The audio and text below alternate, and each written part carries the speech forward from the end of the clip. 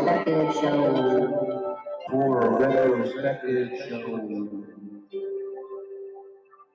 The horror retrospective show. In an isolated Oregon town, a middle school teacher and her sheriff brother become embroiled with her enigmatic student, whose dark secrets lead to terrifying encounters with a legendary ancestral creature who came before them. The atmosphere was great.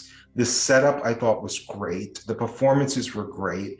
It just didn't really go much further than that. I didn't think there was any kind of nuance to the story. And I think that like after the setup, there wasn't any like surprises or variations or deviations from any of the characters or the plot in any kind of way at all. It fell very flat.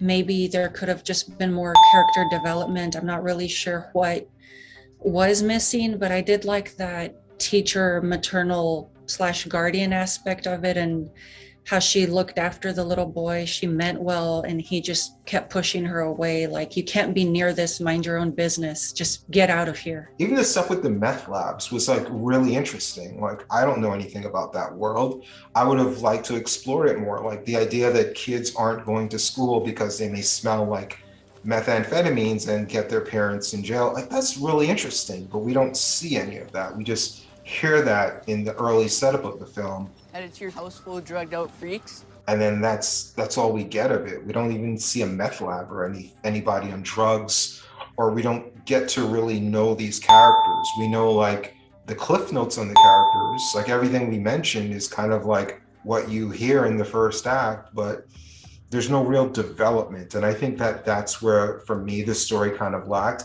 I don't mind like depressing movies about poverty and neglect and abuse. Themes like that don't bother me, but this kind of just like sets up these themes and doesn't really develop them in any kind of a way. I agree. It definitely could have had a lot more depth. They could have played up the drama aspect of it in addition to the horror or the atmosphere. I thought, as you said, the atmosphere was really good. It held the interest, but somewhere in the middle, it's weak, and it's kind of, I just wanted the story to be over. There really wasn't too much meat on it. The only thing that even just mildly caught my interest was the whole creature transformation when the father becomes the Wendigo and these antlers start kind of the howling transformation. The antlers just rip their way out of his mouth and he becomes this whole new thing. And I'm like, what is this? I didn't even know it was a Wendigo creature until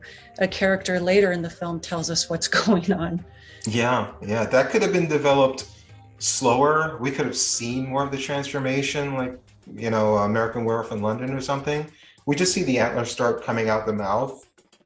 Even like with the glowing rib cage, things like that. It was enough there that I thought they could have visually, even if they didn't want to like tell us more, they could have visually showed us more of the transformation. Maybe he didn't have to transform like in the first scene. Maybe it could have been like the father was around for like several scenes, and maybe after the first act he transformed, and then we get to know the characters a little bit better. Maybe stuff like that would have helped. Maybe more flashback scenes of the main character Julia getting abused. I don't know, something where I would have been more invested in these characters. I'm invested with the characters because the performances were good, but I don't really feel like I knew the characters.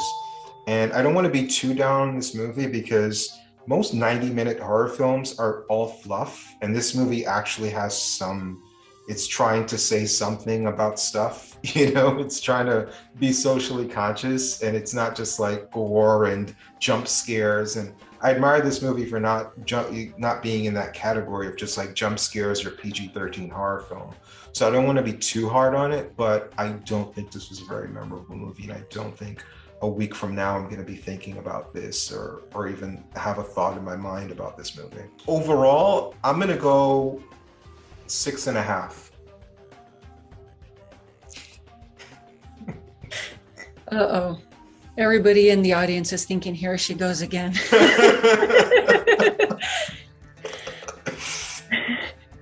I'm just going strictly off of plot.